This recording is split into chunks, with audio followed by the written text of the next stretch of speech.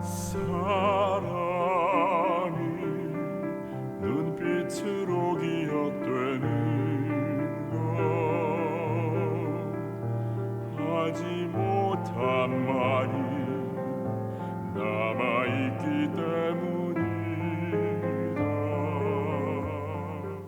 안녕하세요. 노원 FM 사람의 향기 강정실입니다. 엊그제가 26년도 새해가 시작된 것 같은데 벌써 1월의 마지막 주간입니다. 시간의 흐름은 어떤 것으로도 막을 수 없다는 것을 절실히 깨닫게 되는데요. 새해에는 이런저런 일들을 해보아야겠다고 야무지게 다짐하였었지요. 아직 한 달이 다 지나도록 시작도 하지 못하면서 더욱 마음은 소심해집니다. 여러분은 계획하신 일들 잘 진행하고 계시는지요? 어떤 분께서 이렇게 말씀하신 것이 머릿속에 맴돕니다. 일단 시작하라. 그리고 15분간만 진행시켜 보아라. 길게 하려고 하지 말고 15분간만. 그런 날들이 쌓이다 보면 어느새 계획한 일들을 진행하고 있는 자신을 발견하게 될 것이다. 이 시기에 또 하나 생각나는 것이 초심입니다. 처음 먹은 마음, 어떤 일을 시작할 때 생각한 목표, 다른 사람들과 함께 그 일이 좋아서 시작했으나 하다 보니 그 일과 엮인 여러 가지 다른 것들로 인해 마음이 혼란해지고 목표와는 멀어질 때, 그때 초심을 꺼내 보아야겠습니다. 다시 새로운 2월을 기대하면서 음악 듣고 이어지겠습니다. 출발.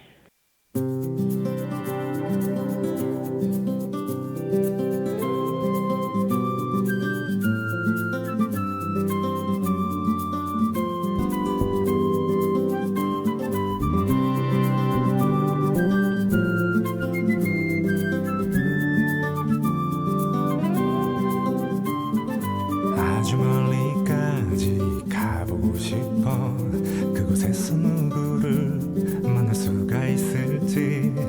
아주 높이까지 오르고 싶어. 얼마나 더 먼 곳을 바라볼 수 있을지.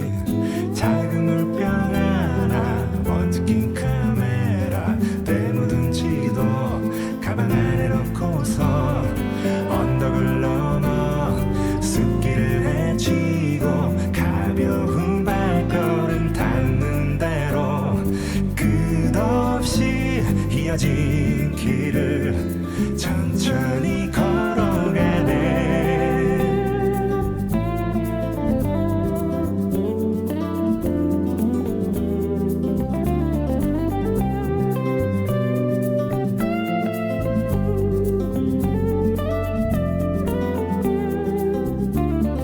멍하니 앉아서 쉬기도 하고 가끔 길 잃어도 서두르지 않는 법.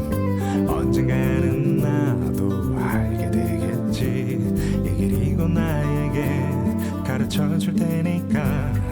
촉촉한 땅바닥 앞서간 발자국 처음 보는 하늘. 그래도 난 익은 길 언덕을 넘어 숲길을 헤치고 가벼운 발걸음 닿는 대로 끝없이 이어진 길을 천천히 걸어가네.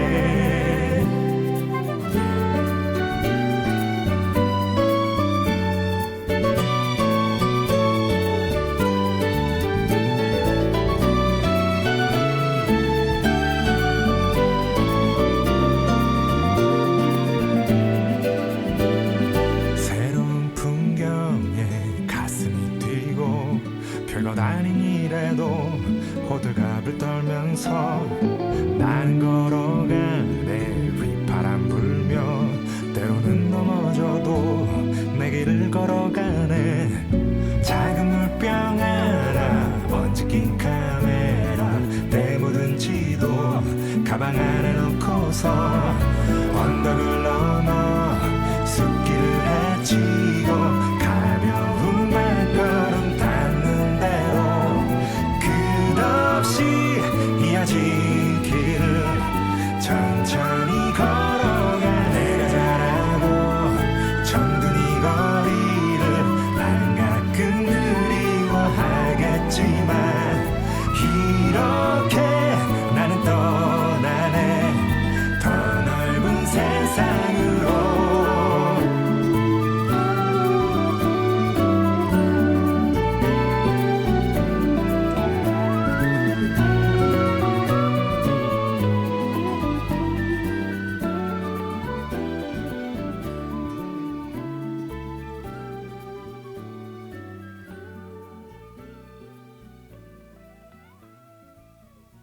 김동률의 목소리로 들으셨습니다.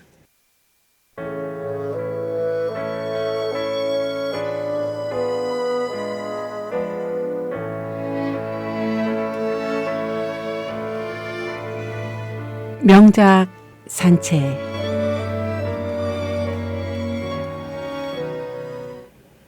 오늘 명작 산책은 작가 C.S. 루이스와 그의 작품 스크루테이프의 편지와 함께 산책하겠습니다. 클라이브 스테이플스 루이스는 1898년 북아일랜드의 벨파스트에서 태어났습니다. 친구들로부터는 잭이라는 이름으로 불렸다고 합니다. 그는 어릴 때 부모의 사망을 계기로 무신론자가 되기도 했지만 로마 가톨릭 신자인 친구 톨킨과 다른 친구들의 영향으로 30살이 되던 1929년 성공회 신앙을 받아들여 성공회 홀리 트리니티 교회에서 평생 신앙 생활을 했다고 합니다. 루이스는 옥스퍼드 대학교에서 문학과 철학 동아리인 잉클링스의 멤버였으며 반지의 제왕의 저자인 톨킨과 우정을 유지하였습니다. 루이스는 성공의 신자였지만 개신교, 로마 가톨릭 교회 등 기독교의 교파를 초월한 교리를 설명한 3단 논법과 같은 기독교 변증, 순전한 기독교와 또 소설, 특히 환상소설인 라니아 연대기로 유명합니다. 그는 언론으로부터 20세기 최고의 기독교 변증론자라는 찬사를 받았습니다. 본인은 종교 철학 분야에서의 깊이만 보면 미약한 수준이라고 말했답니다만 대중을 상대로 알기 쉽게 기독교 교리를 설파하고 제기되는 의문점들을 효과적으로 변증하는 점에 있어서는 상대가 없었다는 평가를 받고 있습니다. 뛰어난 필력으로 인간의 본성 및 실존과 기독교 신앙에 대한 깊은 통찰을 보여주었습니다. 루이스의 저명한 저서로는 스크루테이프의 편지, 순전한 기독교, 고통의 문제, 천국과 지옥의 이혼, 영광의 무게, 나니아 연대기 등의 많은 작품이 있습니다. 오늘 명작 산책에서 함께 산책할 스크루테이프의 편지는 제2차 세계대전이 벌어지고 있던 와중에 가디언지에 게재되었답니다. 그 후에 가디언지는 폐간되었는데 작가의 서문에는 스크루테이프의 편지가 폐간을 재촉하지 않았기를 바랐다고 적고 있습니다. 그 책에 대한 서평은 칭찬을 아끼지 않는 평도 있었고 대단한 반감으로 가득 찬 서평도 있었습니다. 책은 출간과 동시에 엄청난 판매량을 기록했으며 이후 꾸준한 인기를 유지했다고 합니다. 작가는 진정한 독자들의 이 책에 대한 몇 가지 의문들에 대해 답변하는 것이 마땅하다고 서문에 적고 있습니다. 가장 흔한 질문에 대한 답을 보면 작가인 루이스가 악마를 믿느냐 믿지 않느냐는 질문이랍니다. 작가의 대답은 만일 그 악마가 하나님처럼 영원하고 자존적이되 하나님과 반대가 되는 권세자를 뜻하는 것이라면 그의 대답은 분명히 아니요 랍니다. 하나님 외에 영원하고 자존적인 존재란 있을 수 없다. 하나님과 반대가 되는 존재도 있을 수 없다. 그 어떤 존재도 하나님의 완전한 선에 대적하는 완전한 악을 얻을 수 없다. 어떤 존재에게서 온갖 종류의 선, 즉 지성, 의지, 기억력, 에너지, 존재 그 자체를 전부 제거해버린다면 남는 것이 하나도 없을 것이기 때문이다. 따라서 정말 악마를 믿느냐고 묻기보다는 악마들을 믿느냐고 묻는 것이 더 적절한 질문이라고 한다. 그 질문에 대한 작가의 대답은 그렇다이다. 그는 천사들의 존재를 믿으며 그들 중 일부가 자유의지를 잘못 사용하여 하나님의 적이 되었고 따라서 인간의 적이 되었음을 믿는다는 것이다. 이렇게 타락한 천사들을 우리는 악마들이라고 부른다. 악마들은 선한 천사들과 본질이 아예 다른 존재가 아니라 그 본질이 부패한 존재들이다. 악인이 선인의 반대이듯이 악마는 천사의 반대이다. 악마들의 지도자 내지 독재자인 사탄은 하나님과 반대되는 존재가 아니라 미가엘 천사와 반대되는 존재인 것이라는 것이 작가의 대답이다. 흔히 악마는 박쥐의 날개를 달고 있는 모습으로 묘사하고 천사는 새의 날개를 달고 있는 모습으로 묘사하는 것은 도덕적으로 타락할 경우 깃털이 박쥐의 날개처럼 막피 조직으로 변할 것 같다고 생각해서가 아니다. 대부분의 사람들이 박쥐보다는 새를 더 좋아하기 때문이다. 사람들은 지적인 에너지를 가지고 아무런 구애 없이 빠르게 움직이는 그들의 신속성을 암시하기 위해 날개를 달아 주었다. 그리고 우리가 아는 유일한 이성적 존재가 인간이므로 인간의 모습을 부여했다. 우리의 경험을 넘어서는 생물체든지 비물질적 존재든지 영적 자연 질서 속에서 우리보다 더 높은 위치에 있는 피조물을 어쨌든 재현해 내려면 상징을 사용할 수밖에 없기 때문이다. 스크루테이프의 편지는 삼촌인 스크루테이프가 그가 아끼는 조카 젊은 악마인 위무드에게 쓴 31편의 편지이다. 위무드라는 뜻은 쓴맛 혹은 고난 또는 고뇌를 상징한다. 스크루테이프라는 악마의 입장에서 온수라고 표현한 것은 그리스도인들을 말한다. 한편 스크루테이프는 책 속에서 그리스도인들을 환자라 칭한다. 스크루테이프는 그 환자들, 즉 교인들이 교회에 나와 별 볼 일 없으면서도 잘난 척하는 이웃들과 함께 앉아있는 것만으로 대단한 겸손이요 선심이라고 생각하고 있는데 그런 심리 상태를 되도록 오래오래 유지하도록 신참 악마인 조카 이무드에게 신경을 잘 쓰라고 격려한다. 그 편지가 스크루테이프의 편지인 것이다. 편지 31편 중에서 오늘은 2편의 편지를 소개한다. 먼저 그 3번째 편지를 요약해 보자. 편지 3은 인간이 자기 어머니와 어떤 사이인지에 대해 조카가 전해준 말을 듣고 삼촌인 스크루테이프가 답장한 내용이다. 그는 조카에게 편지에서 첫째, 환자의 관심을 내면 생활에 집중시키라. 환자는 회심이 자기 내면에서 일어난 사건이라고 생각하고 있다. 따라서 지금 온통 자신의 심리 상태에 관심이 쏠려 있다. 이런 현상을 부추겨라. 가장 기본적인 의무는 등한시한 채 가장 어렵고 영적인 의무에만 마음쓰게 하라. 명백한 것을 무서워하며 소홀히 여기는 인간의 특성을 이용하라. 그걸 더 강화시켜라. 한 집에서 살아보거나 한 직장에서 일해본 사람은 훤히 다 알고 있는 결점인데도 정작 본인은 1시간이나 자기 성찰을 하고서도 깨닫지 못하는 수준까지 그를 끌어내려야 한다. 둘째, 어머니를 위해 기도하는 것까지 막을 수는 없다. 하지만 적어도 그 기도가 고도로 영적인 기도만 줄창 읊어대게 하거라. 어머니의 류머티즘에 대해서는 이런 방구도 하지 않으면서 그 영혼의 상태만 가지고 노심초사하게 만들어라. 이렇게 하면 2가지 이득이 있다. 하나는 그는 자기가 어머니의 죄라고 생각하는 것들에만 신경을 쓰기 때문에 옆에서 신참 악마인 이무드 내가 약간만 도움을 주면 어머니가 조금만 자기에게 불편하거나 성가신 행동을 해도 무조건 죄로 여기게 될 것이다. 그러면 환자가 무릎을 꿇고 있는 그 시간을 이용해서 그가 그날 받은 상처를 더 쓰라리게 문질러 줄 수 있다. 이 작전은 전혀 어렵지 않으니 한번 해보라. 둘째, 그리스도인이 어머니의 영혼에 대해 갖고 있는 생각이란 게 워낙 조잡한 데다가 틀리기 일수이기 때문에 어느 정도는 가상의 인물을 놓고 기도한다고 봐야 한다.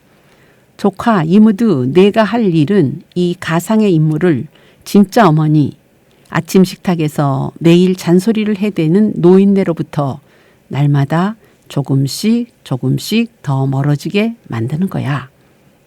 셋째, 두 사람이 오랜 세월 함께 살다 보면 서로 거슬리는 말투나 표정이 생기게 마련이다. 너희 환자는 어머니가 눈썹 치켜 올리는 표정을 어렸을 때부터 몹시 싫어했으니 바로 그 표정을 환자의 의식 속에 최대한 부각시키면서 그게 얼마나 꼴보기 싫은지를 일깨워 주거라. 그리고 자기가 그 표정을 싫어한다는 걸 어머니가 뻔히 알면서도 일부러 그런다고 믿게 하는 거야. 자신에게도 어머니의 기분을 거슬리게 하는 표정과 말투가 있을지 모른다는 의심일랑 행여라도 품지 않도록 각별히 주의하고 환자는 자기 표정이나 말투가 어떤지 잘 모른다. 넷째, 문명 생활에서는 글자만 놓고 보면 아무렇지 않은 말인데도 특정한 순간에 특정한 말투로 사용하면 마치 얼굴을 정면으로 때리는 듯 위력이 생기는 말들을 통해 가족 간의 증오가 표현된다. 그러니까 이 게임을 잘 이끌어 가려면 너와 친구가 각각 이 두 바보, 어머니와 아들에게 일종의 이중잣대를 주는 일에 주력해야 하는 게야. 스크로테이프는 어머니와 아들의 삶을 게임으로 보고 누가 게임에 이기나를 즐기고 있다. 어머니한테는 그가 한 말들을 문자 그대로 이해해 주고 실제로 한 말만 가지고 판단해 달라고 요구하면서도 정작 자신은 어머니가 한 말의 어조며 전후 맥락이며 숨은 의도까지 꼬치꼬치 따져서 최대한 과민하게 해석하고 반응하게 하거라. 물론 어머니 편에서도 똑같은 짓을 하게 해야지. 그러면 말다툼이 벌어질 때마다 각자 자기는 잘못이 없다고 굳게 확신하거나 거기까지는 아니더라도 거의 확신에 가까운 믿음으로 등을 돌리게 될 게다. 다음에는 10번째 편지이다. 환자가 아주 바람직한 친구들을 새로 사귄다는 소식을 전해 들었다. 환자의 사무실에 들렀던 그 중년 부부야말로 우리가 소개하고 싶은 종류의 인간들이다. 부유하고 똑똑하며 겉으로만 지성적인 데다가 세상 만사에 영리한 의심을 품는 사람들 말이지. 심지어 막연한 평화주의라는 정보도 입수했다.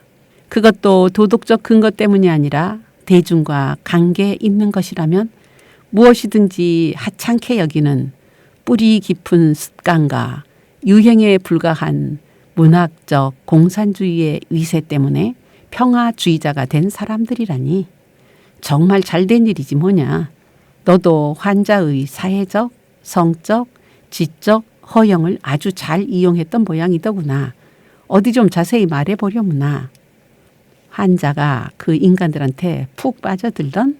실제로 무슨 말을 했느냐는 게 아니다. 인간은 미묘한 표정과 말씨와 웃음을 통해 자기가 상대방과 한편임을 암시할 수 있는 동물이니까. 환자 자신은 자기가 그들과 한편이 되고 싶어 한다는 걸 명확히 깨닫지 못하고 있으니만큼 너는 이런 무의식적인 생각이 무심코 드러날 수 있도록 특별히 부추겨야 한다. 자기가 이런 생각을 하고 있었다는 걸 선명하게 깨달을 때쯤이면 이미 돌이키기 어려운 상황이 되어 있도록 말이야. 물론 새 친구들의 말에 깔려있는 전제들이 자신의 신앙과 정면 배치된다는 사실은 환자도 금세 깨닫게 되겠지. 하지만 그걸 드러내놓고 인정하는 사태만 지연시킬 수 있다면 별 문제가 되지 않는다. 수치심이니 자존심이니 예절이니 허영 같은 것들만 잘 건드린다면 시군죽 먹기처럼 쉬운 일이야. 지연되는 기간이 길어지면 길어질수록 환자는 자꾸 진심을 가장해야 하는 입장에 처하게 될 게다. 말을 해야 할 때는 침묵을 지키고 침묵해야 할 때는 웃어버리겠지. 자신은 동조하지 않는 온갖 종류의 냉소적이고 회의적인 태도들을 처음에는 이렇게 행동으로만 인정하겠지만 결국에는 입으로도 인정하게 될 테고 내가 잘 다루기만 하면 그런 태도들을 아예 한자의 것으로 만들어버릴 수도 있다. 인간은 자신이 가장했던 대로 변하는 법이니까 이건 기본이야. 진짜 문제는 원수의 반격에 대처할 방안을 찾는 거다. 무엇보다 먼저 이 새로운 즐거움이 하나의 유혹이라는 점을 가능한 한 늦게 깨닫게 하거라. 원수의 종들이 2000년 동안이나 세상이야말로 가장 크고 기본적인 유혹이라고 설교해 온 판이니 어려운 일이긴 하지. 하지만 다행히도 수십 년 전부터 그런 설교가 아주 희귀해졌다. 현대의 기독교 서적 중에는 물신을 다룬 것들은 많은 반면 세속적 허영이라든가 친구를 선택하는 일, 시간의 중요성 따위에 대해서는 예전처럼 경고하는 책이 거의 없어. 이런 것들은 죄다 내 환자가 청교도주의라고 분류하는 범주에 들어가는 것들이지. 말 나온 김에 덧붙이자면 이 청교도주의라는 말에 부여한 가치야말로 지난 100년 사이에 우리가 얻어낸 확실한 승리가 아니겠느냐. 이 말 한마디로 해마다 수천 명씩을 절제와 순결과 건전한 생활에서 구출하고 있으니 말이다. 여하튼 내 한자는 얼마 못 가서 새로 사귄 친구들의 본색을 똑똑히 알게 될 게야. 그때는 환자의 지적 수준에 맞추어 작전을 써야 한다. 환자가 충분히 쓸만한 얼간이라면 친구들이 곁에 없을 때에만 그들의 본질을 깨닫게 하고 함께 있을 때에는 모든 비판력을 싹 실종시킬 수 있지. 이 작전만 성공하면 환자가 꽤 오랫동안 이중적인 생활을 하며 살도록 유인할 수 있다. 나는 이렇게 사는 인간들을 많이 보아왔지. 환자는 어떤 교제권에 속한 사람을 만났느냐에 따라 매번 다른 사람처럼 행동하게 될 게야. 이건 단지 다른 사람처럼 보이는 데서 그치는 일이 아니다. 그는 정말로 매번 다른 사람이 되는 거라고. 혹시 이 작전이 실패하면 좀 더 교묘하고 재미있는 방법을 써보거라. 이건 환자가 자기 삶의 이중성을 감지하는 데서 적극적인 쾌감을 느끼게 하는 방법인데 허영심만 잘 이용하면 어려울 게 없다. 이를테면 주일마다 식료품 가게 주인 옆에서 기도하는 걸 즐기게 하는 게야. 자기가 토요일 저녁에 누리는 도회적이고 냉소적인 세계를 그 가게 주인은 도무지 이해할 수 없을 거라는 이유로 말이지. 반면 존경스러운 친구들과 함께 커피를 마실 때에는 음담패설과 신성 모독적인 이야기를 즐기게 하는 거다. 이번에는 그들이 이해하지 못하는 내면의 깊고 영적인 세계를 자기는 알고 있다는 이유로 한편으로는 세속적인 친구들을 만나고 다른 한편으로는 가게 주인을 만나는 가운데 환자는 이른바 주변의 두 세계를 다 포용하는 완전하고도 균형 잡힌 복합적 인간이 되는 셈이다. 그리고 이처럼 최소한 두 집단의 인간들을 끊임없이 배신하면서도 부끄러워하기는커녕 내심 자기 만족에 취하게 된다 이 말씀이지. 마지막으로 이런 방법들이 죄에다 실패했을 시에는 양심의 소리를 무시한 채 새로 사귄 친구들과 교제를 계속해 나가도록 설득해야 한다. 그들과 함께 칵테일을 마시고 그들의 농담에 웃어준다는 건 뭐라고 꼬집어 말할 수는 없어도 여하튼 좋은 일이고, 반면에 그렇게 하지 않는다는 것은 그야말로 깐깐하고 속 좁고 청교도적으로 구는 꼴이 된다는 이유를 내세우거라. 그리고 그동안 이 새로운 사태의 진전을 틈타 환자의 씀씀이도 헤퍼지고 직장이나 어머니한테도 소홀해지게 만들 수 있는 확실한 대책을 마련해 두어야 한다. 이렇게 두 편지는 끝이 납니다. 이 편지의 내용이 잘 이해되었다면 우리들은 악마들의 전략을 알아차리게 될 것입니다. 우리들의 정체가 적나라하게 드러나는 편지라고 생각되지 않으신가요? 한편 악마는 디테일이다 생각되기도 합니다. 이런 세상 속에서 어떻게 자신을 영적으로 또 한편 육적인 균형을 지켜가며 나아갈 수 있을지 생각해보는 산책 시간 되셨으면 좋겠습니다. 노원 FM 사람의 향기 강정실의 제182회 방송은 여기서 인사드리겠습니다. 함께해 주신 여러분 감사합니다. 다음 방송에서 뵙겠습니다. 안녕히 계십시오.